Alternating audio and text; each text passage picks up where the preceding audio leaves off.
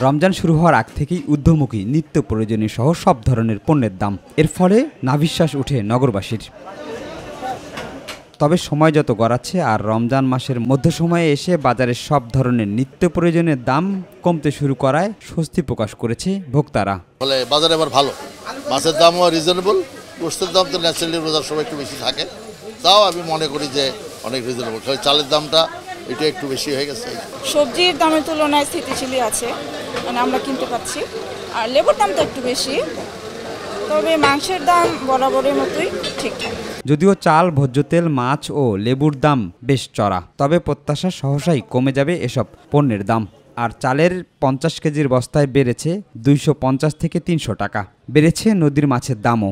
আর লেবুর হালি প্রতি 30 থেকে 40 টাকা বেড়েছে। মাছের বাজার আগের মতনই আছে, রুই মাছ গেছে সপ্তাহে যা ছিল এই সপ্তাহে তাই। মাছের সরবরাহ কম থাকার কারণে মাছ কিছুটা একটু সামান্য বৃদ্ধির দাম। পেঁয়াজের দামটা একটু কম। পেঁয়াজ মনে করেন দাম আগে ছিল আপনার 50-60 টাকা কেজি, আমার মনে করেন আমরা 45-40 টাকা বিক্রি করতে পারতেছি। তবে অতীতের মতো বাজার নিয়ন্ত্রণকারী সিন্ডিকেট না থাকায় বাজার স্বস্তিতে রয়েছে বলে জানান ব্যবসায়ীরা। তারা বলছেন দাম বৃদ্ধির এই সংস্কৃতি দ্রুতই কেটে যাবে। ব্রয়লার ছিল 210 টাকা, এখন হয়ে গেছে 190 টাকা। সোনালি ছিল 320-50, এখন হয়ে গেছে 280-70।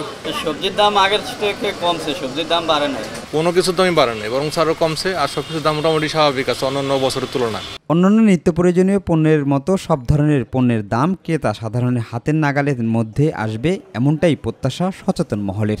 তেল মার্কেটটা দিচ্ছে। শিমুল খান, মাই টিভি, ঢাকা।